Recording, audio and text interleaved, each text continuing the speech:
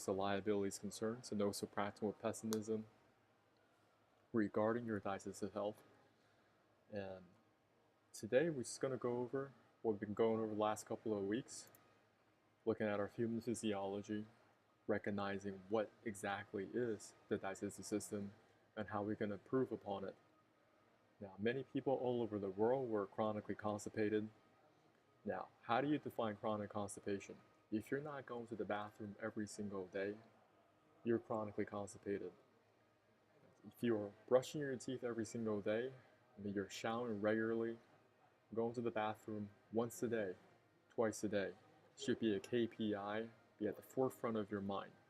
Now, if you're not accomplishing this, then you need to find something to improve and get that KPI back. Now, looking at our digestive system, it's just a very long piece of pipework. I did not study medicine. None of this professional medical advice, diagnosis, or treatment. You guys have to do your own research and find out what's right for you. I'm going to be presenting information, presenting different protocols that are out there, but it's still up to you to go and do the research for yourself. Work with your doctor, naturopathic doctor, integrative medicine to find the winning combination for you so you can recover this important KPI. Now, food enters your mouth and down the esophagus, and it enters your stomach next. Your stomach produces digestive enzymes to break down the food. Then food enters your small intestines next. Your small intestines is 4.5 meters, followed by the large intestine, which is another 1.5 meters in length. Your digestive system is categorically the same across the board.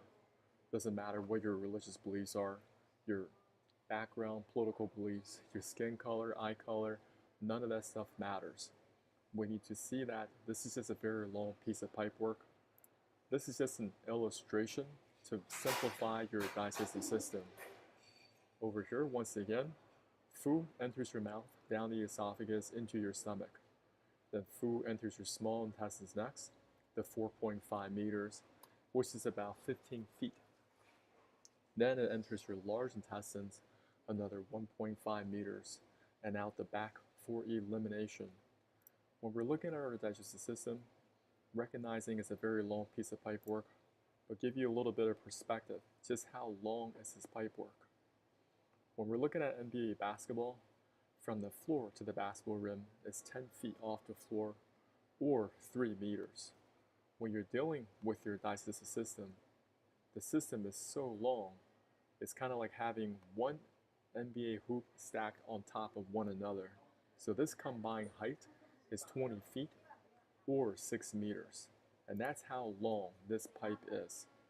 Now, through years of eating, you're experiencing any form of chronic constipation. I was just like many of y'all out there. I was huffing and puffing, begging and pleading on the toilet. I got veins popping out on the side of my temples. But what did I do? What did I get after all that work? Nothing. Now, many people, they're chronically constipated and they have a lot of waste material trapped inside their colon primarily. Over here, this is your large intestines, the ascending portion, transverse, and the descending portion, and out the back for elimination. Now, when your elimination is incomplete, residues of old feces can build up in layers on the walls of the colon. As they putrefy, they can cause health problems, pain, and discomfort. Now, as we're looking at our body, looking at human physiology, this gives us a better understanding how to fix chronic constipation. Because if you go to see any doctors, they may begin with some type of laxatives you can buy over the counter, and they may work in the short term. But throughout this presentation, I will tell you that many people, it stops working for them.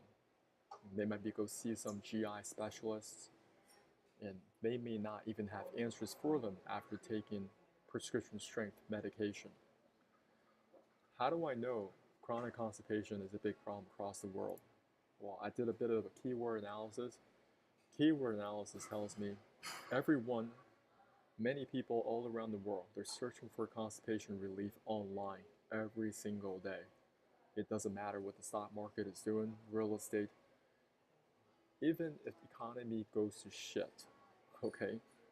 there will be many people searching for constipation relief because it's that big of a problem. And the search volume only increases year over year, not just in the English language, in Spanish, in Russian, Portuguese, Tajik, Arabic, I don't care, Chinese, Japanese, Korean, everyone in the world looking for constipation relief. Today I'm going to share a simple protocol with you that has helped me, my family members, and hundreds of people around the world. Now, I want you to get these ingredients at the grocery store. So follow through on these directions carefully, because my directions are very specific, and they're specific for a reason. You may find other protocols online outlining salt flush protocols, constipation relief, different keywords like that. Now, many people fail because they may be mixing in these ingredients in the wrong proportions. Not only that, they are drinking it in their own way. They don't follow specific set of directions. This is where you're going to get at the grocery store. You're going to get yourself some apple cider vinegar. Then you're going to buy some citrus fruits. You can use limes, lemons, or grapefruit. Next, you're going to buy some pink salt.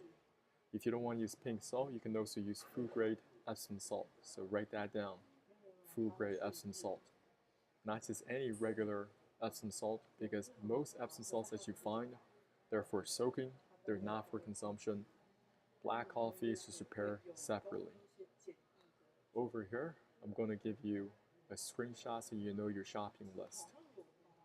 Over here, you have bottled water. The bottled water is 2 liters in volume. Get yourself a metal mesh screener. Over here, you have a single press squeezer. Single press squeezer for your limes, lemons, or grapefruit. Then you're going to get some measuring cups. The measuring cups must be accurate. They must say the amount of milliliters on them. This is the apple cider vinegar. Over here is the pink salt. You can get a lot of pink salt at Costco. Then you're going to find yourself a stainless steel thermos. The stainless steel thermos that has a volume over 1 liter or over a quart, okay, in volume. And also another stainless steel cup for black coffee, which is prepared separately. Okay. So over here, back to the ingredients: apple cider vinegar, limes, lemons, or grapefruit. I recommend using grapefruit. I think they're the best tasting. And over here, this is how you're going to mix everything in the stainless steel thermos. Okay, so we're going to be working with the stainless steel thermos, putting these ingredients in. Now you can screenshot this. There's going to be a little bit of a fasting period. The night before you finish and get around 7:30 p.m., you're not eating any late night snacks. You can still drink liquids, but you're not eating anything. Next morning when you wake up, same thing. You can have some liquids, but you are not eating breakfast. At 11 a.m. on an empty stomach, I want you to make this in a stainless steel thermos.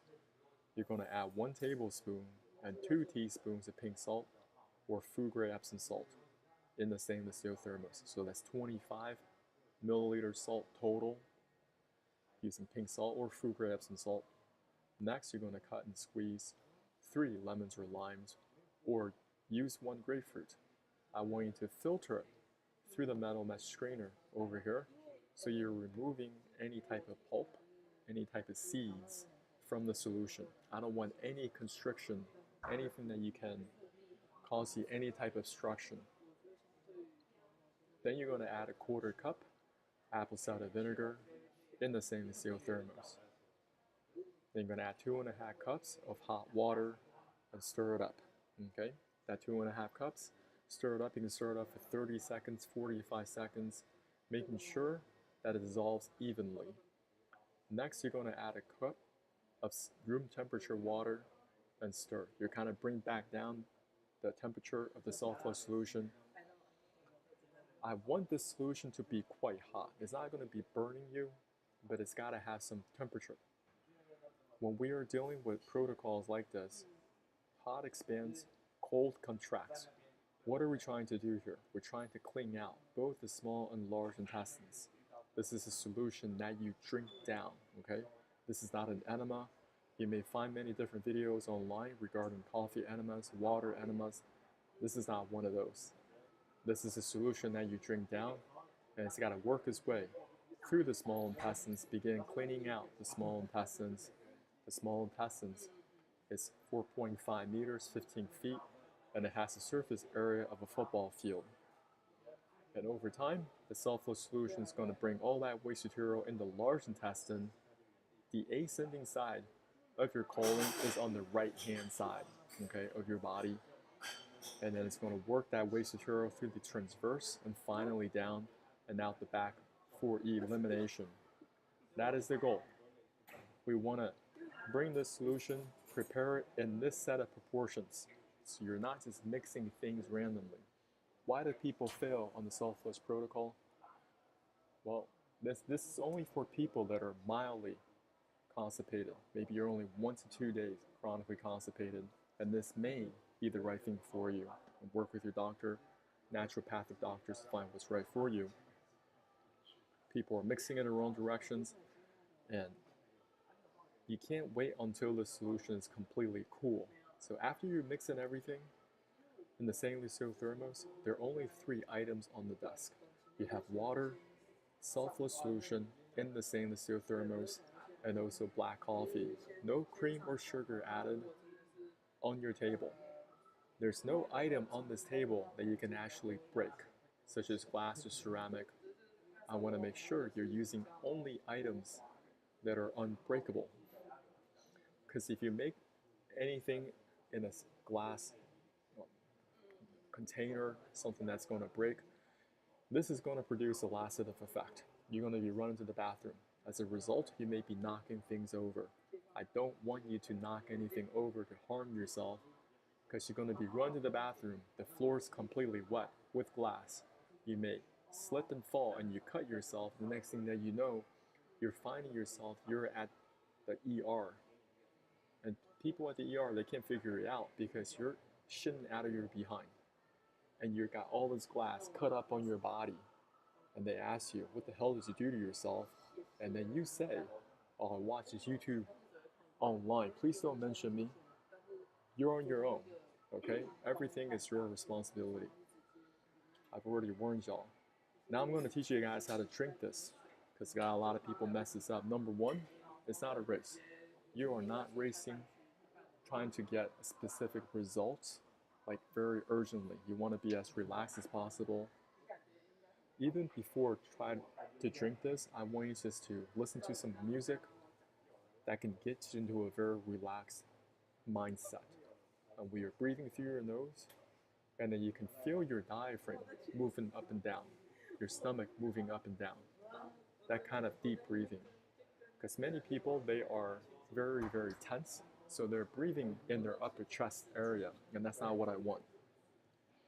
I want you guys to do this on an empty stomach and gradually drink this down. This is how you're going to do it. You're going to take a tiny sip of this water, hold it in your mouth. Then you're going to take a bigger gulp of the self-flush solution, drink it down, and you're going to sip on this black coffee. Okay, so over here, taking a tiny sip of this water, hold it in your mouth. Because when you first start drinking this, you may not like the taste. So this tiny bit of water kind of recoats over your tongue and also your teeth. Next, you're going to take a bigger gulp of the self-flush solution. As long as it's not burning hot, try to put it down. Okay? Then you're going to take a tiny sip of this black coffee to reward yourself. That's a familiar taste. That's what we're looking for. So step 1, take a tiny sip of the water. Step 2, take a bigger gulp of self-flush solution. Step 3, taking a tiny sip of this black coffee, reward yourself. Going through this over and over again. But the goal is to finish the self-flush solution first. You want to put this down in the stomach. You guys can also screenshot this. Now, if you do not like the taste of the self-flush solution, you can get yourself a stainless steel straw. Using a stainless steel straw can help you bypass the taste of the self-flush solution. I've done this hundreds and hundreds of times since 2019, so I'm used to the taste. But for many of you beginners out there, you may not get used to it. That's why I highly recommend using grapefruit, because with grapefruit, there's a little bit of sweetness to it, and the fragrance is going to help you put this thing down. Now, the self-flush solution, You can take your 45 minutes, 1 hour, an hour and a half. If you try to drink it too quick, then you may throw it up. Anytime you have this feeling of, oh, I'm feeling like the sulfur solution is somehow back in my esophagus, I feel like I'm about to throw up, well, don't do anything, just set everything aside. Go back into that deep rhythmic breathing, listen to some classical music, Rachmaninoff, so that salt flush protocol can bypass the pyloric sphincter in a relaxed environment into the small intestines. Once those, you know, feelings or this urge to throw up subsides and goes away, then you continue to drink. Now the salt flush solution becomes too cool, I want you to somehow heat it back up and continue drinking it. Okay, so it's definitely not a race. You're going to just pace yourself drinking through this. And after you drink it, you can take some slight walks. You can do some light stretchings. Sometimes I take my mind off the whole thing. Don't be so outcome dependent, like I must have this laxative effect. I'm reading these other testimonies online. John's got a lot of people all across the world in different languages, and and you're so attached to those results, right? Instead of doing that, I want you just to browse around on YouTube, find something maybe like comedy, like something that you like to watch that can take your mind off of the whole thing. But in the back of your mind, you're so focused on drinking this salt flush solution and putting this salt flush solution down first. You're not trying to put down the water and the salt flush together combined. No, don't do that. There's a certain viscosity. I don't want you to dilute down the salt flush solution. This got to go in first so they begin to do its work. If you try to push the water and the salt flush together, that's about 3 liters of water. You're going to feel very uncomfortable, and you may not have that laxative effect because you've diluted down the salt flush solution. After you drink the salt flush solution, just wait, do some light stretchings, and eventually you may have that unction to go to the bathroom, okay? And you're never forcing anything out into the toilet, never straining. You just let it fall, okay? And if it's not there, get back up again, continue to do some light stretchings, okay? Sometimes you may burp along the way, and that's perfectly fine. That's just the way how the salt flush is working its way through the small intestines. Now, you have some poop milestones you can capture down. The solids are going to begin to come out. When it first came out for me, it was so dark. It was like pitch dark charcoal color, like my t-shirt. Because over years of eating and then over years of chronic constipation, the outer lining of the large intestine is completely encrusted with fecal matter. It's not getting out. So when people are having bowel movements, they're not getting a real bowel movement. There's only a certain segment in the colon, this middle section, that is pushing out the waste material. There's a lot more to where that came from. Oh my goodness, I have a lot of stuff to share with y'all. And you just let that waste material to fall out, and then it's going to gradually transition to soft poop. Then it's going to transition to really, really soft poop. When that happens, I want you to continue to chug this water safely. Go at a pace that you're comfortable with. This water, because you've been only sipping on this water, you were not drinking it. You're going to take this water bottle, you may even take it into the bathroom with you and drink it. As you're drinking it, you're exhaling the air through the nose. You're putting extra water pressure down the digestive tract because right now it's pushed out all the debris from the small and large intestines. Even the salt flush protocol that you just drank earlier is in the toilet, all out, and now you're adding more water pressure on top to really further cleaning out the small and large intestines, which is going to create an incredible diarrhea tsunami. Many people don't believe me when I first explain this to them. They think that this is just hyperbole, this is exaggeration. I make it a believer out of them after their first time, many people. Simply because if they actually follow my directions to a T, and if they're only mildly constipated, I would potentially recommend this for people that are mildly constipated. They're mixing it in the correct proportions. Not only that, they're drinking the self-flush protocol in a very specific way as well. And that's going to help you clean out the small and large intestines combined. What you'll notice is that when this torrent brown water coming out, you're adding more water pressure with the water bottle. More and more is going to come out. Because sometimes you just get back up from the toilet and you sit right back down because you're just blasting this stuff out. Blasting it out. And that watercolor is going to transition from a very, very dark brown, and over time it's going to become lighter and lighter and lighter. And that's what we want. That's how we know we're making some progress. What did we just do? We talked about human physiology 101 regarding digestive system. We know it's a very long piece of pipe work. And 3 years of eating, many people are chronically constipated, not just in the colon, but also a lot of debris trapped in the small intestine. And when your elimination is incomplete, those residues of all feces, they build up in layers in the walls of the colon. As they putrefy, which is decay and rot, they can cause health problems, pain, and discomfort.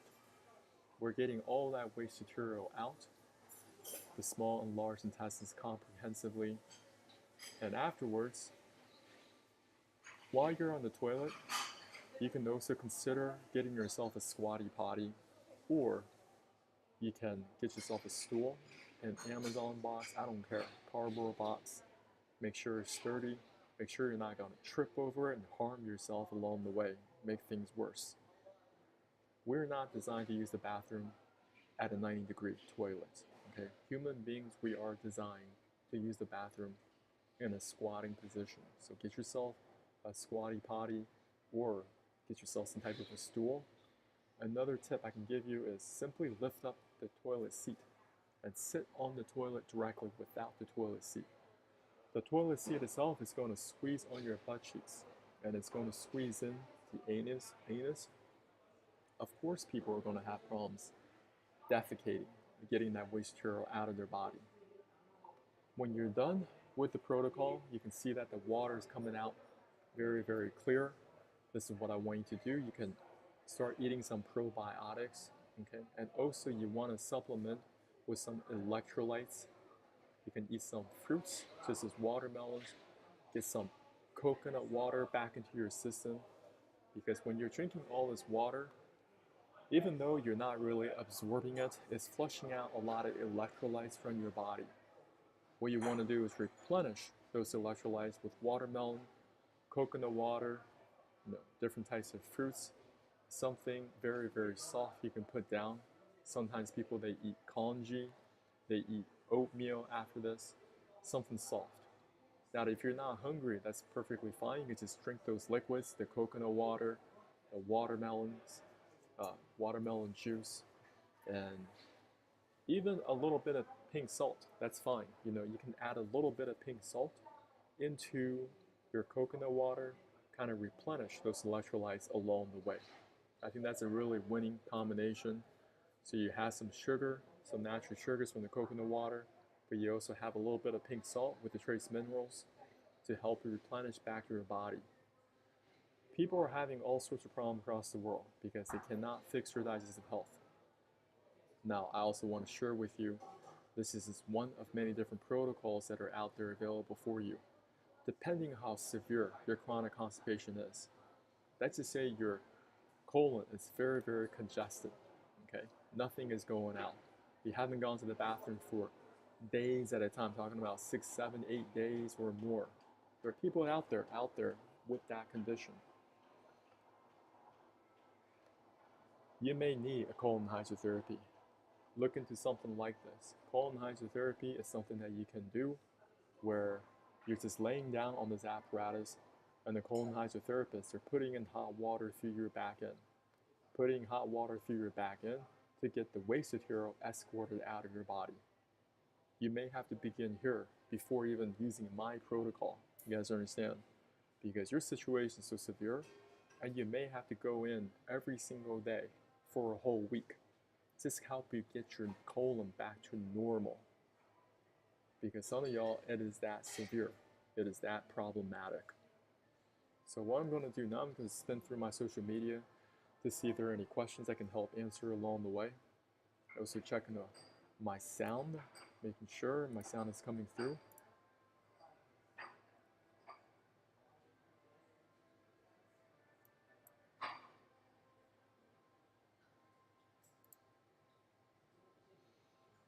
So I noticed my sound isn't all that great, but that's alright. Sometimes gotta play through these, you know what I'm saying? I'm also on Twitter,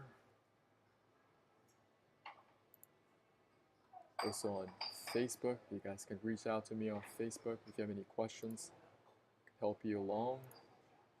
Of course, I am on Rumble, also Twitch. And the benefit of y'all being on this call is that you can ask me questions along the way. And that's going to really help you. Because oftentimes you don't know what to do, right? And everyone, your situation is going to be a little bit different. And I'm not saying I have all the answers. I had to piece this puzzle together over time by myself. I had this problem, chronic constipation. I was going to CVS, buying preparation H, because I was dealing with hemorrhoids. And there wasn't a really good solution that was out there. Not that I could see. Maybe you have really good solutions out there. Maybe you can share. Love to hear from you and what's worked for you. Right? This seems to be the protocol that's worked for me time and time again. I've used it over 5 years. Now, I'm only doing this once a week now. Before, I was doing this about 2 times a week. And now it's just once a week, kind of just get everything out. Because I just think of this kind of like maintenance. You're brushing your teeth, you take your showers, but we haven't been taught to actually clean ourselves from the inside. And that's what we're here to do. We're here to clean ourselves from the inside to learn about detoxification. As we are eliminating the waste material out of our body, then we can restore the functions of our body. Without this in place, it's very, very difficult. I also want to share a lot of liabilities concerns with you guys because most people don't look into this until it's too late. I'm going to have a little bit of coffee and water before I jump on the next set of slides.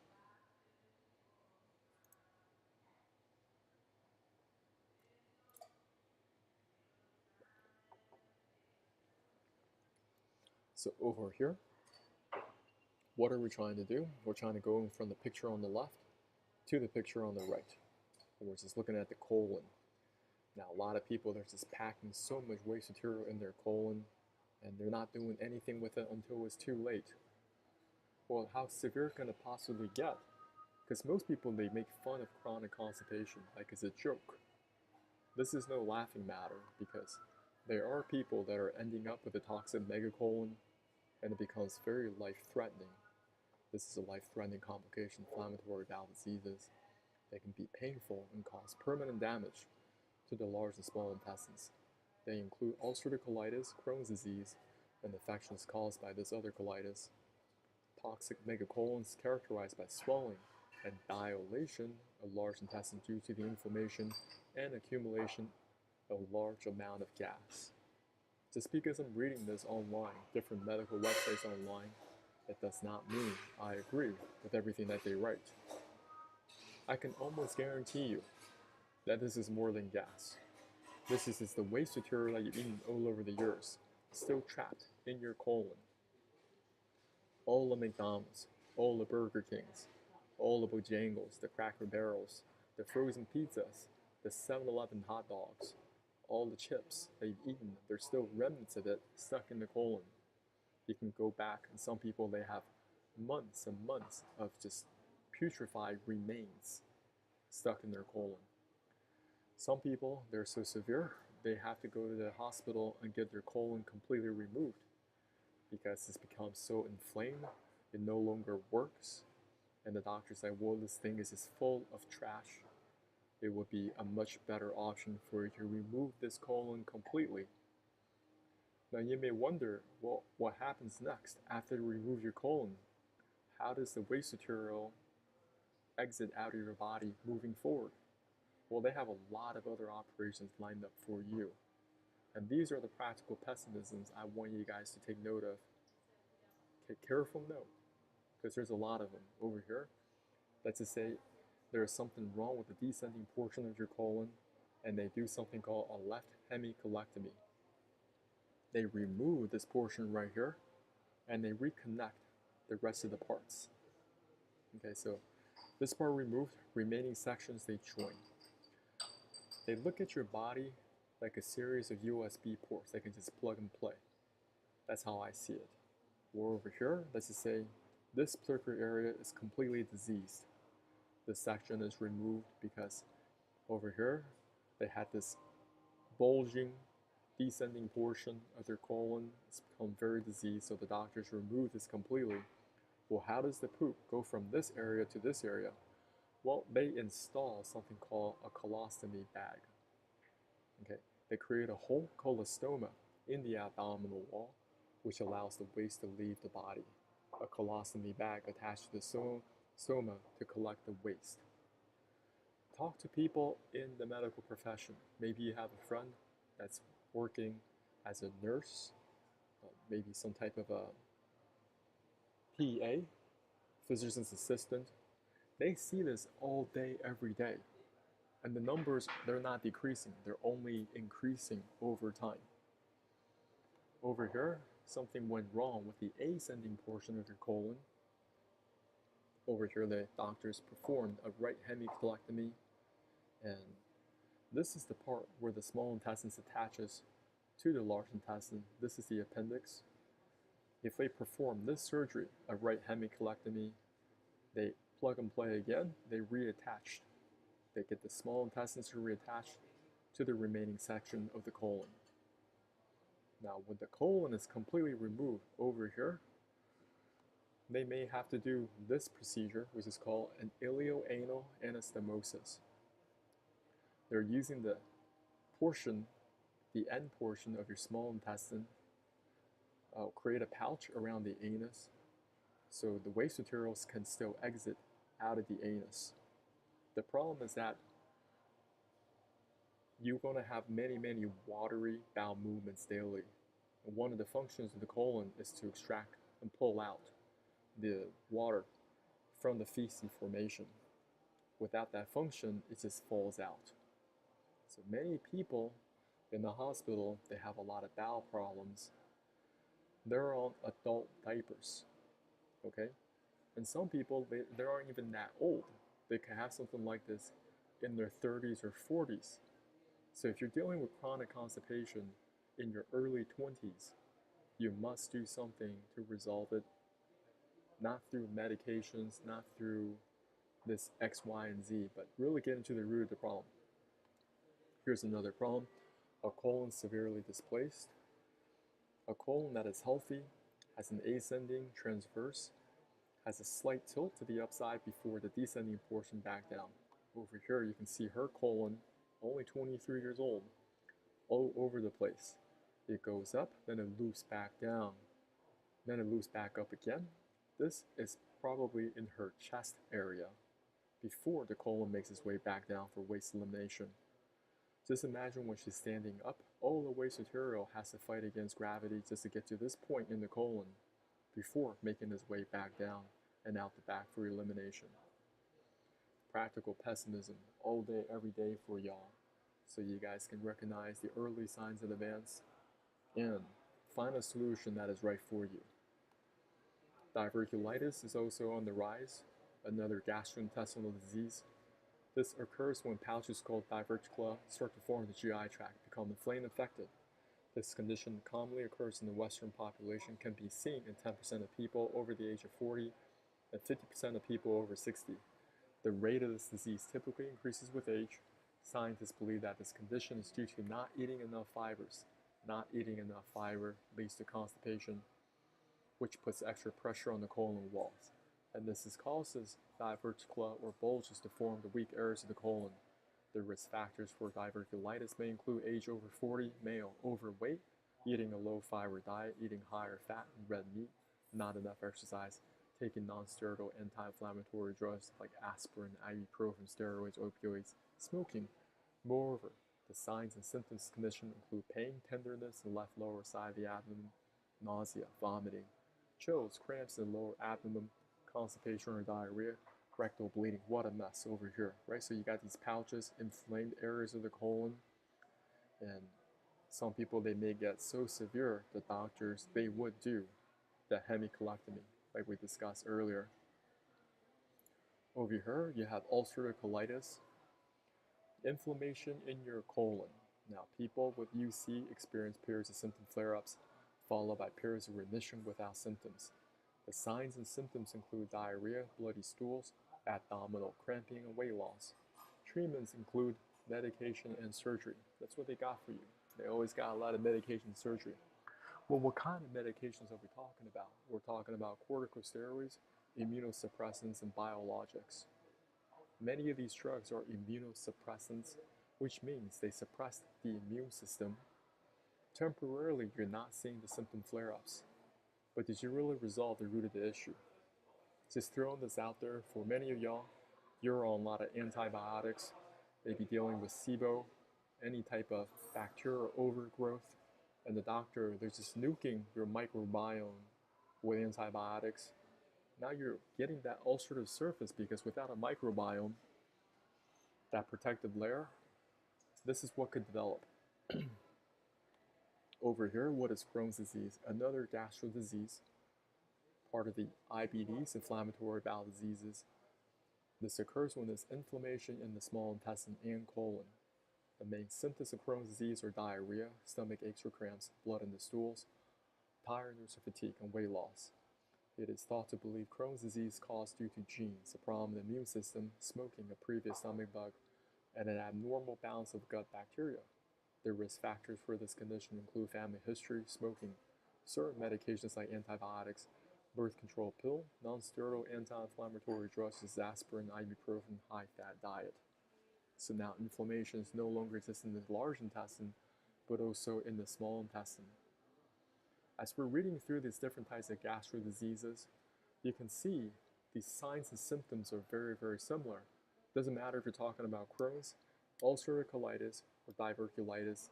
You have a combination of diarrhea, stomach aches or cramps, blood in the stool, tiredness, fatigue, across the board. Now, here's something that is also very common when people are having chronic constipation. Look into this. This is called rectal prolapse. So people are huffing and puffing on the toilet. They are trying to squeeze things out. There's always that feel of, oh, I'm almost there, okay? So you are trying to get the waste material out, and you may have the sensation of, okay, if I could just push this a little harder, if I can just twist my stomach a little bit more, then I'll get the waste material out of my body. I used to be like that, and what happens is that when people do this for a prolonged period of time, they're putting a lot of pressure around their anus, and their rectum is actually falling out. This is a prolapsed rectum. What else could possibly happen when you're just squeezing on the toilet for a very long time? They say you may develop anal fissures. What is a fissure? A fissure is simply some type of a crack or breakage, a split. It could be very, very painful. Once again, people that are sitting on the toilet for a very long time, or they're developing some type of hemorrhoids. Hemorrhoids or piles, these are swollen veins. They could be internal or external, and they could be very, very itchy. They could cause rectal bleeding. They could be very, very painful, okay? And for me, I was developing these years ago, and I was going to CVS, buying Preparation H. It was so embarrassing, but I'm very thankful I no longer have any of these, because when you are talking to your doctor and you're asking them, what is the root cause to my rectal prolapse, my anal fissure, my hemorrhoids? They may say something like this, while several factors are thought to be linked to rectal prolapse, there's no clear-cut cause. An estimated 30% to 67% of patients have chronic constipation, infrequent stools, or severe straining, and an additional 15% of diarrhea.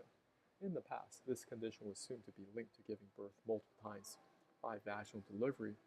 However, as many as 35% of patients with rectal prolapse never gave birth, and it can occur in men. There might be some genetic predisposition to this condition. In other words, some patients are more prone, based on their genes, to develop this condition while others don't. They like to throw this stuff in there to mess up with your mind. I really think this is a form of gaslighting. They already told you right here, 30% to 67% of patients with chronic constipation. But on the other hand, they tell you, well, there's no clear-cut cause. Well, they may send you to a proctologist. They're called bottom whisperers, and they're ready for you with their latex gloves. What are these guys? Well, these guys, they're highly specialized medical doctors. They're called colorectal surgeons. They could treat the whole entire gastrointestinal tract, but specifically the issues involving the rectum and anus.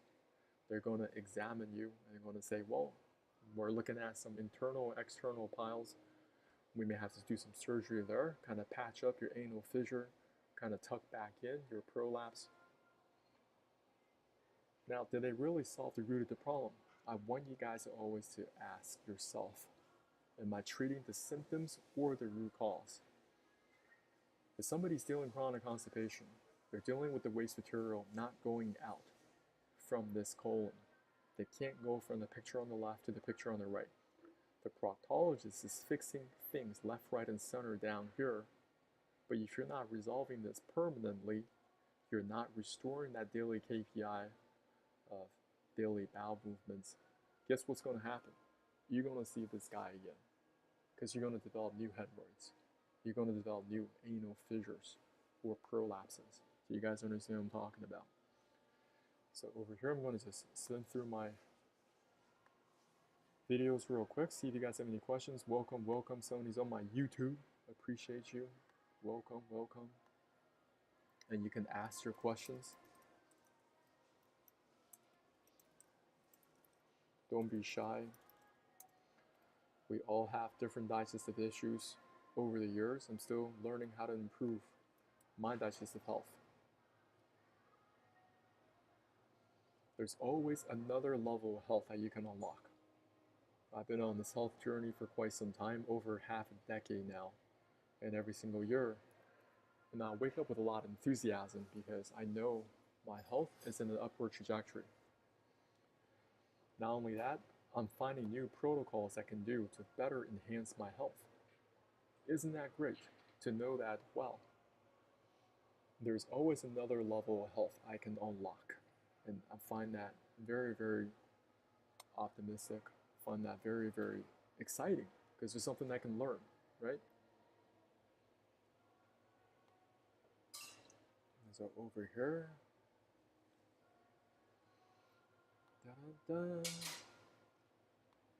checking through, making sure.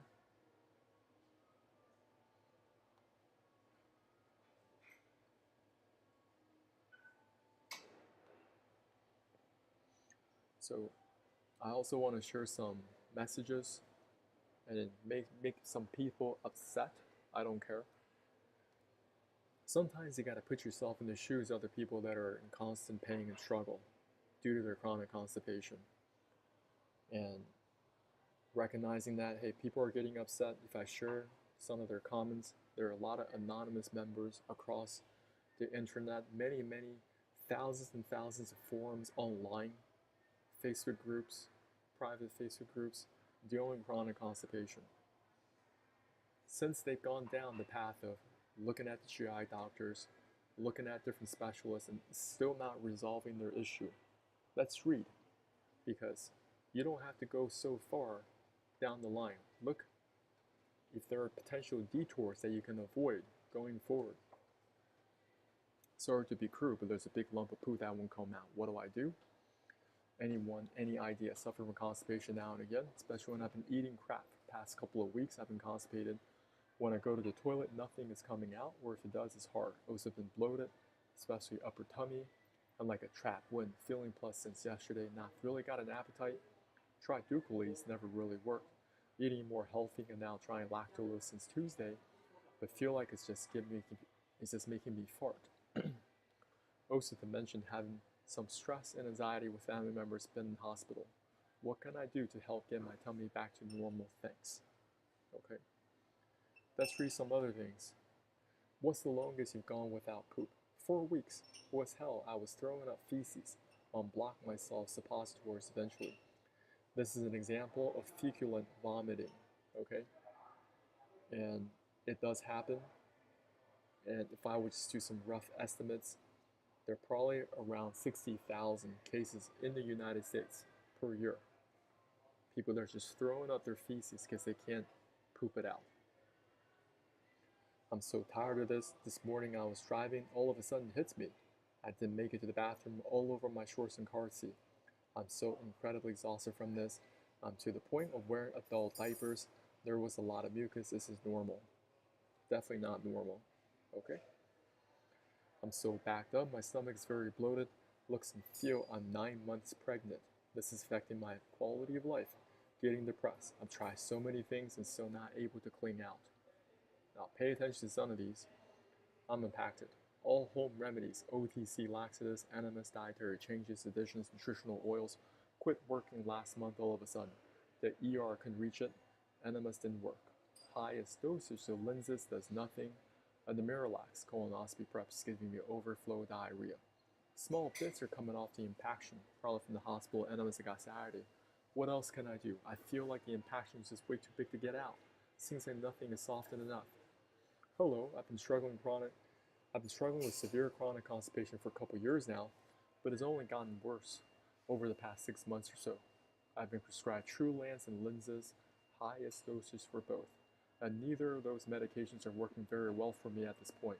I can pass a little bit of stool, but not so much. But not much so I'm constantly extremely backed up. I have to spend about half my waking hours lying down because I'm so bloated and nauseous and often in pain. You guys need to pay attention to this. As far as OTC laxatives, nothing really works there. Either Dupalax, enema, suppositories, magnesium citrate, nothing works. I was supposed to have a colonoscopy today, but can keep the bowel prep down. The procedure had been rescheduled for a month from now, and one of the nurses at my GI office prescribed a pill-based cleanse. The pill is called Sutab, and I was warned ahead of time that patients often have trouble completely emptying their bowels with this pill, so given my struggles, I am doubtful that this will actually work for me. Here's my question. Has anyone here gone to the point where nothing works? Meds were OTC laxatives and had to have sort of in-office medical procedure done? I am so sick and so miserable. What about fascial colonics? I'm not even sure how those work.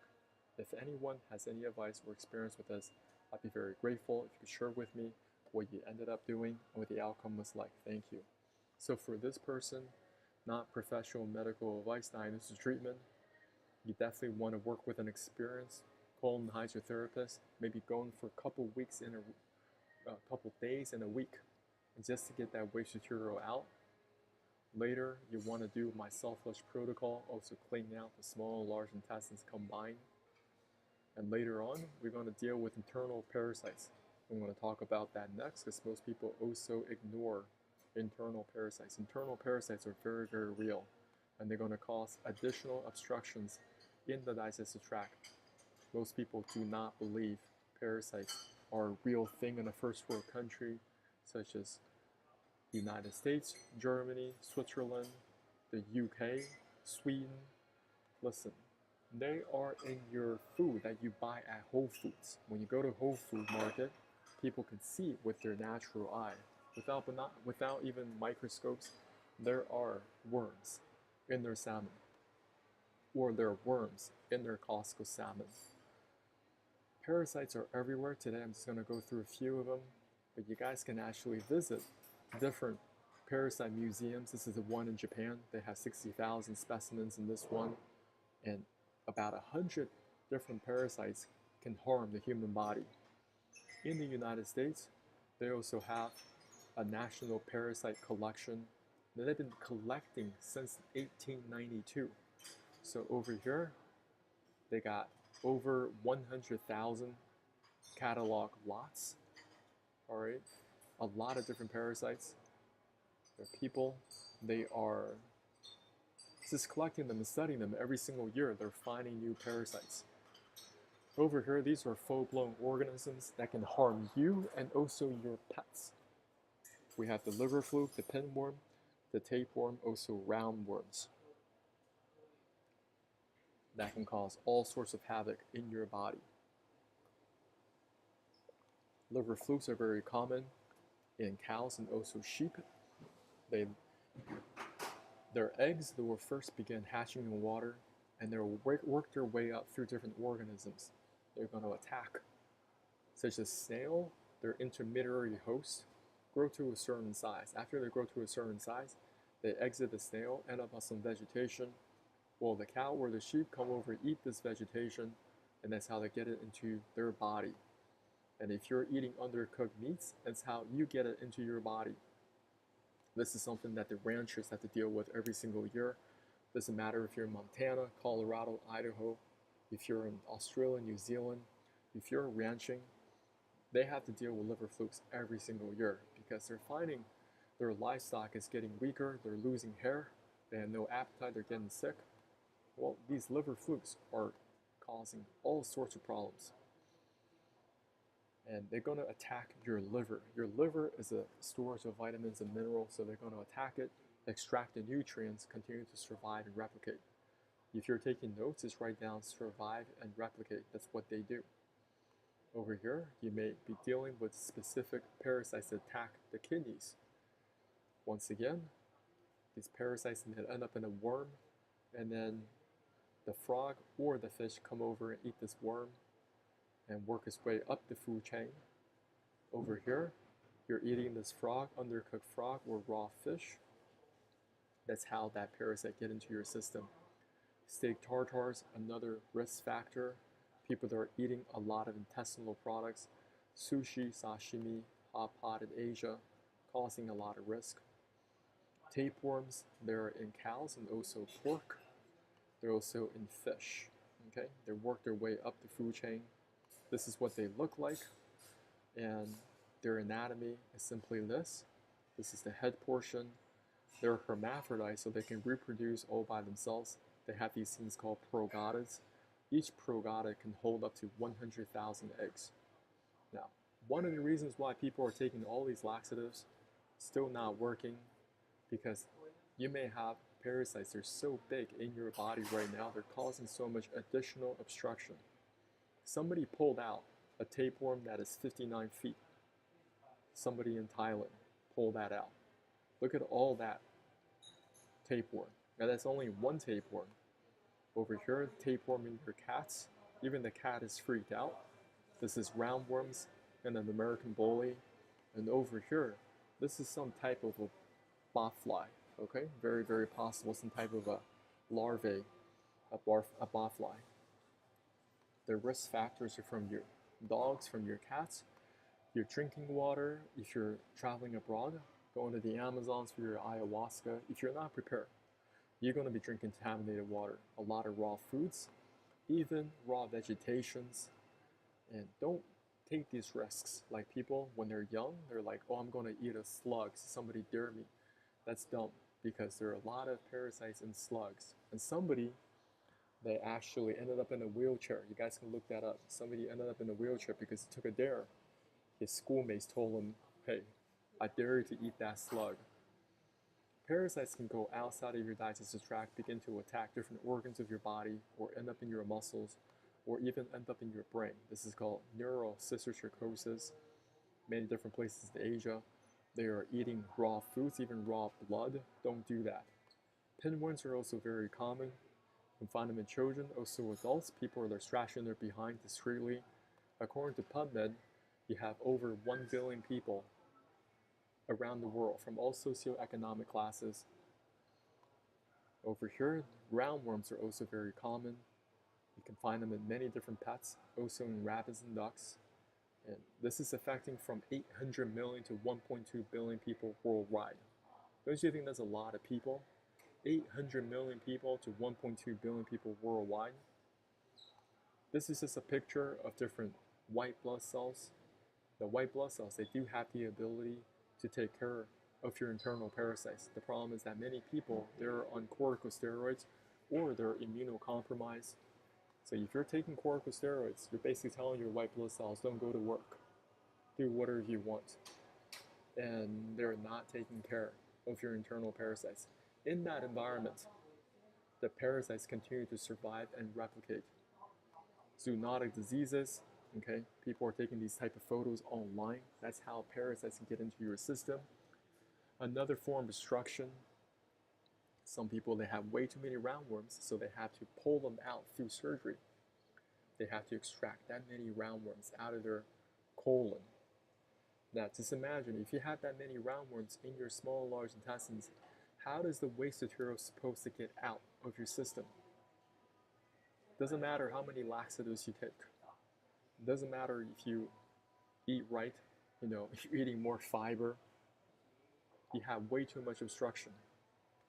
Different parasites attacking your liver. These are also roundworms getting pulled out of the human liver. So we're not dealing with Animal Planet. This is not, okay, different animal photos. This is humans dealing with this. So look into these different herbs. You got clove bud, you got wormwood, membezidil, okay? You can also have black walnut, wormwood combination for your dogs. Look into Panicure C for your cats. Look into Frontline Warmer, Advocate, work with your vet. Some of you may need prescription strength, albendazole, or this other one, or this one. This is not prescription strength. Over here, there are many different products on the markets. Find the winning combination for you. I rotate through different anti-parasite products because there are so many different parasites, and each different product will target different parasites. That's my goal.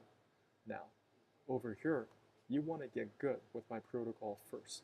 Cleaning out the small and large intestines, going from the picture on the left to the picture on the right. Really understand how your digestive system works. Very long piece of pipe work. And you got to get really good cleaning out this pipe work first before you target internal parasites. Many people, they don't know how to go from the picture on the left to the picture on the right. They start to take all these different anti-parasite medications, right? Well, they still haven't figured out how to get this waste material out. So not only do you have this waste material that is giving you more inflammation, now you have the dead parasites, the dead carcasses, that's also not exiting. Solve your problems one at a time. That's my sincere recommendation. You want to look at your body as a system. It's like, okay, I'm going to clean it out. I want to restore my bowel movements.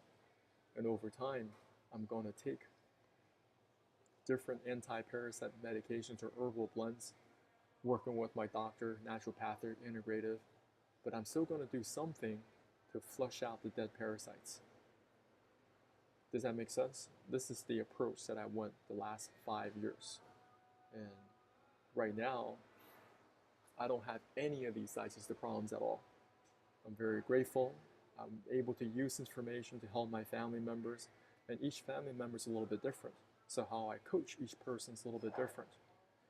And you may need that type of coaching for yourself, because I don't know what you've done, what kind of specialists you've seen, and maybe we could be a good fit working together. Now, who am I? I'm just another regular guy. Before, I was going to the gym.